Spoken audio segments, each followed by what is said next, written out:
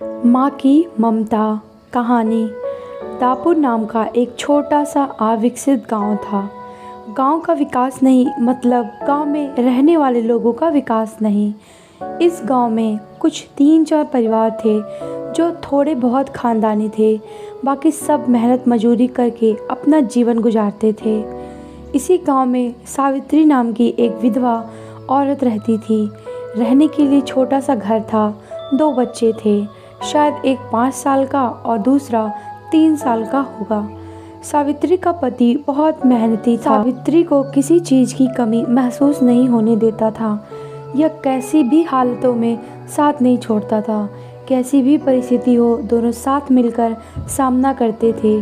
पर कौन जाने किस पर कौन सा अनर्थ कब आ जाए। सावित्री के जीवन में ऐसी घटना घटी कि उस घटना ने सावित्री के पति को सावित्री से छीन लिया। सावित्री को पति के गुजरने के बाद ऐसा लगने लगा कि मैं जिंदा तो हूँ पर मुझ में जान नहीं है।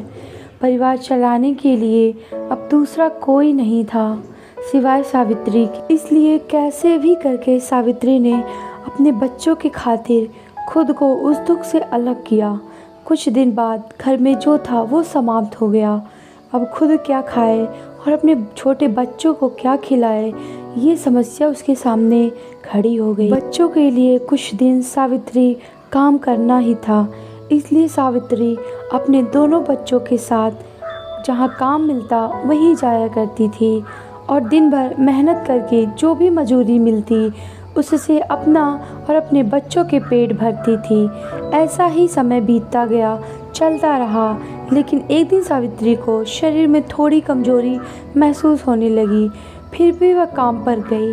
ऐसे ही 2-3 दिन सावित्री काम पर जाती रही, लेकिन उसके शरीर की कमजोरी कुछ ठीक नहीं हो रही थी बल्कि और बढ़ती जा रही थी। ऐसे में काम पर जाना सावित्री के लिए कठिन हो गया। सावित्री बहुत चिंतित रहने लगी। अगर काम पर नहीं गई तो मेरे बच्चे भूखे मर जाएंगे। उसी चिंता ने सावित्री को और कमज़ोर कर दिया। इतनी कमज़ोर कि उठने बैठने के लिए लकड़ी का सहारा लेना पड़ता था। इस कारण उसके बच्चे भूखे मर रहे थे। खाने को कुछ न मिलने के कारण और अपने बच्चों को भूखे मरते देखकर वह लकड़ी की सहायता से आज यहाँ से कुछ मांगा तो अगले दिन दूसरी ओर से कुछ मांग के अपने बच्चों को खिलाती, पर खुद भूखी सो जाती थी।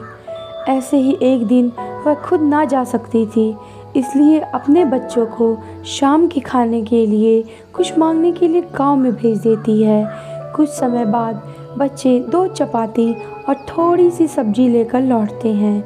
2 चपाती से 3 जन कैसे तृप्त होंगे, इसलिए वो 2 चपाती दोनों बच्चों को खिला देती है। वह बरसात का समय था। बिजली ना होने के कारण घर में अंधेरा छाया हुआ था। अंधेरे में ही वह अपने बच्चों को एक कमरे में सुला देती है और वह दूसरे कमरे में जाकर सो जाती है। रात को तेज बारिश होती है और बिजलियाँ जोर से कड़कती हैं। सावित्री को थोड़ा आराम मिलता है, इसलिए वह गहरी नींद में पड़ जाती है। ऐसे में सावित्री को एक सपना दिखाई देता है। वह एकदम तंदुरुस्त हो गई है, काम पर जाती है। वह सोचती है अपने बच्चे को काफ़ी समय से अच्छा खिलाया नहीं, इसलिए वह अपने बच्चे के लिए मज़ेदार खाना बनाती है। बाद में अपने बच्चे और साथ में बैठकर खाना खाकर सो जाती है। आगे सपने में सावित्री ने देखा उसके बच्चे जिस कमरे में सोए हुए थे उस कमरे का छत गिरकर उसके दोनों बच्चे मर जाते हैं। सपने में सावित्री एकदम उठकर खड़ी हो जाती है, जान में जान आ जाती है और अंधेरे में ही अपने बच्चों के कमरे की ओर चल पड़ती है। कमरे में जाकर अपने बच्चों को देखकर सावित्री चैन की सांस लेती है। उसी समय सावित्री को शरीर में ज़्यादा कमजोरी महसूस होती है, जिससे वह नीचे गिर जाती है और फिर वहाँ से उठ ही नहीं पाती है। चैन की सांस सावित्री की सांस ले लेती है। दोस्तों, यही होती है माँ की ममता, जो मरते दम तक अपने बच्चों के खातिर जीने का जुनून रखती है। दोस्तों, यह छोटी सी कहानी आपको कैसी लगी, अपने विचारों को हमारे साथ ज़रूर शेयर करें। बहुत बहुत धन्यवाद।